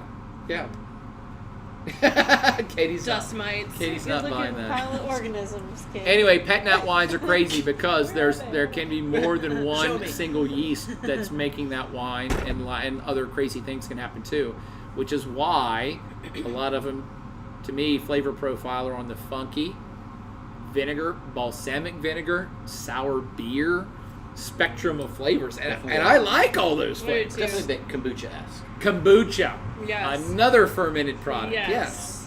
I have some brewing in my kitchen right now. Dang. Everybody's probably cooking a lot more right now too, right? Oh man, all I'm doing is doing dishes every Me day. too. I do Like I haven't dishes done so this many much. fucking dishes in forever. Amy's like, "Oh, that dinner was awesome. Go do the dishes." So for all of our trained wine palates, not to change the subject on you, Jason, but is anybody detecting anything else on your nose right now? Skunk. There's a skunk. A Yeah. skunk is hit. Either Okay, that we're gonna wrap this up now. or you guys smoking some weed over there earlier, so it might have been him. No, as well. that's not skunky weed. That's true skunk. That's like a young skunk. Ooh, there it is. Yeah, you can Italian. tell. There it is. That's I a young, like that that smell. skunk's like Doesn't 1 to bother 2 me. years Oh, yeah. old, and it just Might be albino. and it's slightly scared. It's only slightly scared right now. That's Yeah. not full on Just a old little skunk. When I was at Radford, I saw an albino skunk. Sorry, that's why that came up. Anyways, We don't need to know about what's That's a great you story. never. Can you tell us that again? No. I All tried- right. How many people we have still? 14? Still got 14. Holy Wow. crap! So we lost him at the Ebola. Yeah. Yeah. You had me until Ebola. You had me at Ebola. That's what I would say. There you go. Anyway, we can wrap it up. Yeah, there's some other intriguing terms that are out there that I think hardly anyone still understands because they're not highly regulated or worldwide accepted standards. But those are the kind of the big ones. And I've been meaning to talk with anybody about the pet nat movement because it's just so wide open. Nobody knows what it even means. And I want consumers to be a little smarter about it because I don't want anybody to be like, oh, I want a natural wine. I want a natural Cabernet Sauvignon. I'm like, It ain't what you want. I don't think that You know what is. I'm saying? It's like, Yeah. that's not what you want. Are you saying you want something natural because you think it's healthy? Because Well, you're that's- not going to like the flavors that you think you're getting if you're asking me for a Cabernet Sauvignon. Right. And that's the difference between what a lot of the nomenclature between food and wine is. It just doesn't doesn't translate the same way. No. Yeah. And there's no standards anywhere for any of this shit, which there should be, for God's sakes. Oh, let's get more government involved. Well, I'm just kidding. Well, I mean, the certification process for labeling your stuff organic or the Demeter, Yeah. biodynamic stuff. I mean, that's kind of regulated, Sure. but the natural thing isn't so much, Right. which is kind of the beauty of it. So, I just want to get back to reiterate about something we referenced, but we were all raging, so we glossed over it pretty quickly. Whose fault is that? For our viewers. Actually, no, this wasn't me. I actually introduced the me? terms, and you guys all started raging when I said the magic purple. oh yeah, Oh, the marble. Merple. Magic purple / Merple, and then know you what had this another word for it. mega purple. Mega purple. It's mega purple. Mega That's the purple. actual name of it. I only want to come back to that to anybody who's interested. It's one of the reasons why you're seeing a lot of really intensely dark Yeah. and Black really wines. unctuous Yeah, red wines, especially out of Italy. Sorry, I always got to pick on Italy. California. California. It's California too. Well, a lot of Pinot Noirs, especially. A lot of as Pinot well. Noir. Trying Pinot to- Noir is not supposed to be black. No, it's a light grape. Yeah. It makes a light wine. And so, for those of you that don't know this term, I'm not even sure I understand it, but it's a wine chemical additive that's the almost exact equivalent of MSG, which means if you add it to whatever you're making, it's way better. It's way more delicious. It's MSG is way good. more unctuous. Umami goes over the top with Mega Purple, and it's a chemical. And basically, this gets back to what I was raging about earlier, the movement in America towards handcrafted artisanal wines versus manufactured wines. It's what I call Manipulated. manufactured wines. I had a big discussion with the guy, the French guy, Bouton Cadet, Bagoud. Good, yeah. We were at a tasting up in Winchester, Casella tasting, and ended up randomly at the after party bar with the winemaker, and I got into a big discussion about this, and he said, wow, no one's ever said that to me before, and I totally agree with you. And I was saying, yes, there's still artisanal crafted wines, but now there's something I'm just calling manufactured wines. And manufactured wines, in my mind, this is not a widely accepted term by Like anybody. Consumer grade. Right, it's made in a laboratory. I mean, It's made from a grape. in it's made from France. grape juice, but it. No, it's made from specific grape. It's made from. It's You called- talking about Mega Purple? Yes. No, I'm talking about manufactured wines in Oh, general. gotcha. I'm saying when I say manufactured wines, that is a company that says we are going to make wines that people buy. It's a manipulated We wine. don't give a shit where the grapes are from. Yep. It's of no consequence where they're from. It's actually of very little consequence what flavor variety they are, because we're going to make We're it gonna bring taste it all like down what there. we want it to taste Well, I like. mean, it's made in a lab. That's You why I know, say it's that's laboratory a- wine. yeah. So manufactured wines are the ones that are booming right now, and Mega Purple is kind of the epitome of that. It's this is what's The soy happening. sauce. When you get a wine that is black as night and tastes absolutely delicious, and it hits every flavor sensor that you like, and it costs $12 at Kroger, that is a fake ass wine. It's a fake ass wine. You don't do that for $12 at Kroger. You Right. can't do it really anywhere for $12. So, Yeah. and I get it. I don't know that I'm angry about it or if I'm making fun of them. I just want people to understand. Look, when you go buy this wine, and it's a white wine, and we're selling it for $19, and I'm railing about this because I don't want people to think like, why the fuck would I ever pay $20 for a white wine? And it's like, because this is actually a crafted wine. This is actually from real grapes, from a real group of people who are making really good flavored wine from their vineyards. That's why it costs $20. And it's going to be a hard sell in the future because some laboratory will be like, "Oh, we can sample this wine. We can fake that. Oh, we can fake that for $1.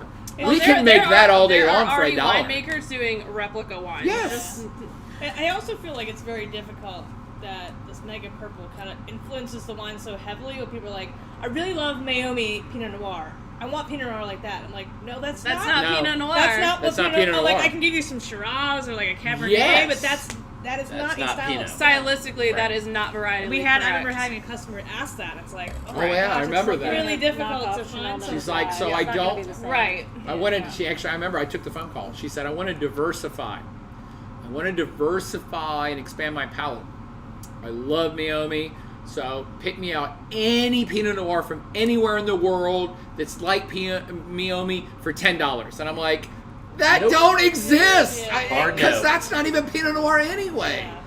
What the hell are you supposed to do with that?" And I was trying to be super nice. And I was racking my brain, going, Why would Australian somebody Shiraz. ruin Pinot Noir by making it out of style? Like, Because they can sell a crap ton. because yeah, but why wouldn't they name it something else that because it looks like? and oh it no, tastes because like? Pinot Noir is a catchphrase. Yeah, Pinot Noir is a hot term. Right. Yeah, has Especially been for a after, like, decade. Side Yeah, Eyes, Yeah. it's super the fun. lighter Like, it's the lighter selling red. a Yes. basketball, Which and is saying that it's a hilarious. I don't football. want big cabs because Yeah.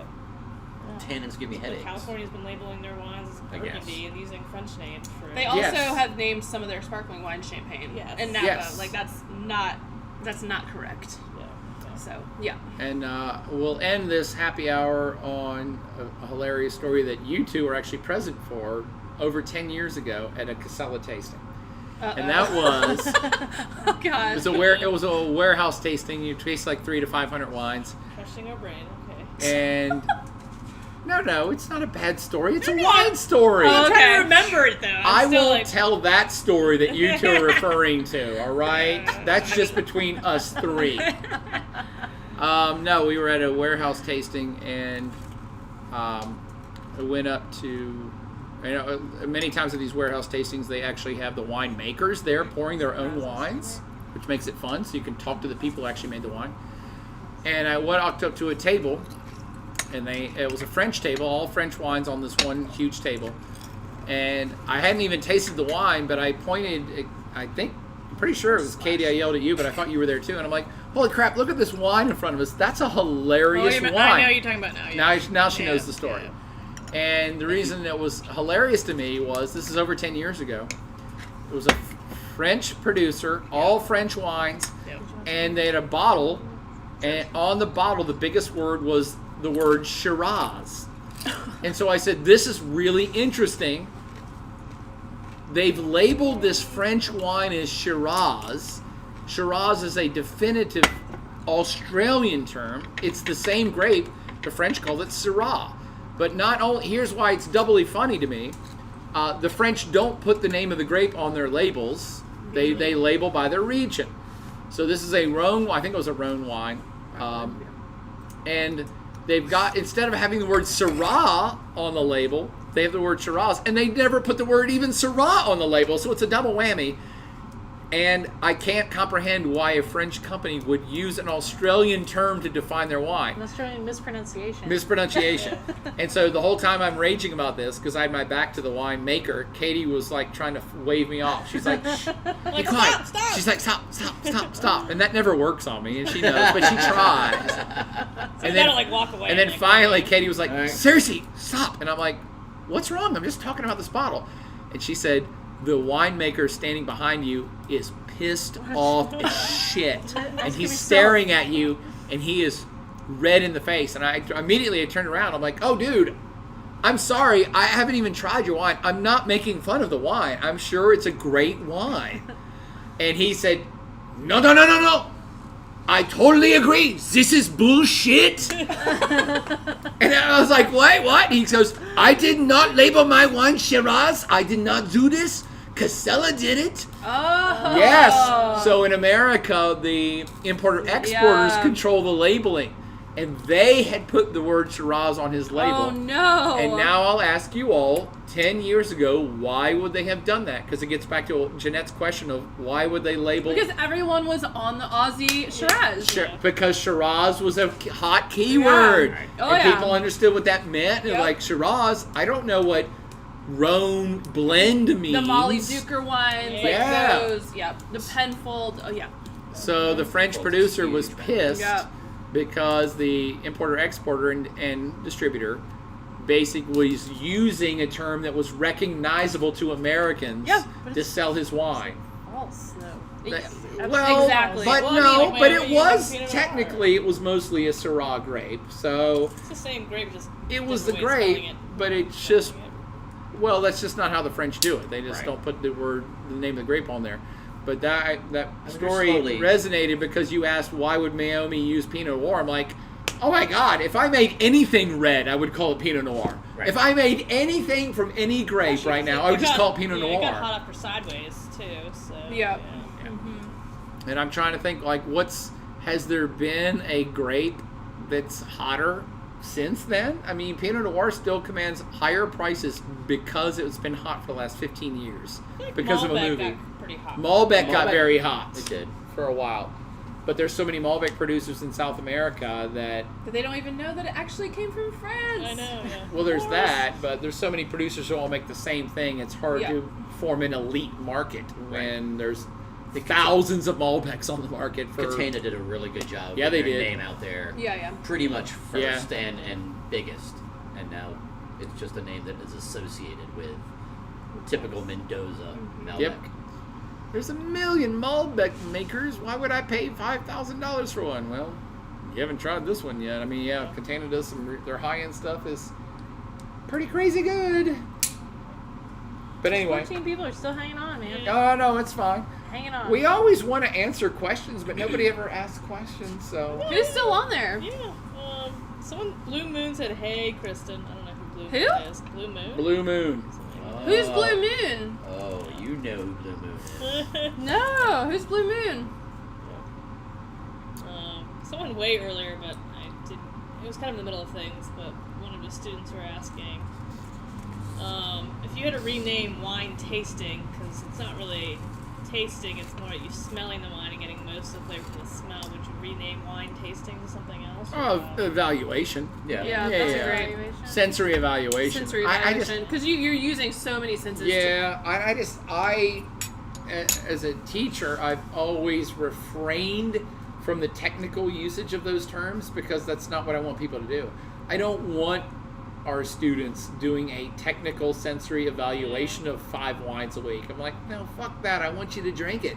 I want you to drink it and kind Wine of experience. experience it, and kind of, I want to train people enough just to be able to be comfortable talking about the words and the aromas and the flavors and describing the interactions. That's the comfort level I want my students walking out of the semester with. I have no interest in teaching people to be a sommelier. No, just- I'm No, not a no. sommelier. Just I don't have an interest in becoming a sommelier. Just demystify and try to make wine, just take it off its Approachable. pedestal Yeah. a little bit. And as soon as you use the term evaluation, seriously, y'all are laughing. Yeah. What has ever happened in your life that was called an evaluation that was good? Right. That was fun? What was your last fun evaluation? Come on you in for did? your yearly evaluation. No, Yeah. I don't Yeah, want that. no. I don't want It's too technical, and it's like, no, that's not what wine's about. Wine is about community and family and food and interaction and great living. So, Community. And I'm not. Into the stomach. Evaluation doesn't figure into any of the other nouns or verbs I just mentioned. Yeah. So, Agreed. Wow, 8:43. I know, like we're Wow, running shit. close to 2 hours rather than 1. oh yeah, and we got to go because I got to deliver. No, you don't. It's tomorrow. Oh, Sarah said I could deliver after 9. She said anytime tomorrow is Oh, perfect. okay. Perfect. So they're delivering our wines.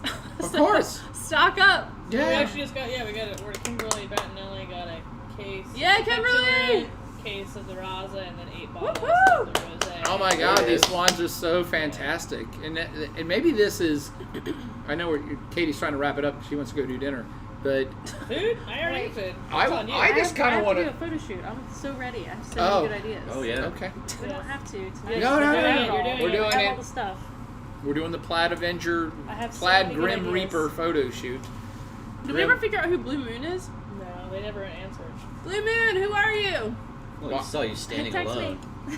Yeah. without a dream in your They put a heart. smiley Nice. face at that. I don't know how to like see their profile or anything. but none of us have any wine in our glasses. That's a little No. scary. I have a little bit. We just polished off that Razo. Yeah, we. Whoa, I have why we have to wrap it up. 13. We have to We go should get always some. end with a toast, like with Yeah. a clinky glass thing. We're not Oh. supposed to clink. It's No, fucking- wait. I got it. This is the. It's an air clink. No. This is the COVID clink. You ready for the COVID COVID clink. clink? The The COVID COVID clink. I'm gonna. Yes. It's Ass tail up. in. It's tail in. It's ass tail up. in. Ass up. Ass up. Tail in. That's the COVID Shit. clink. We just invented another term. COVID clink. The COVID All clink right. coming soon to a theater near you. Thanks for joining Thanks, us. Oh, everybody. yeah. Great, Thanks, thank everybody. you. Cheers. Enjoy. Next Good night. Monday, we'll come up with another theme. Suggestions are always Yeah. encouraged. Send us an email. We'll think about I it. think I look like a linebacker because all I can do is my hands. Yeah, you can literally. Whatever, Dracula. And we're ending the stream. Bye. Bye. End.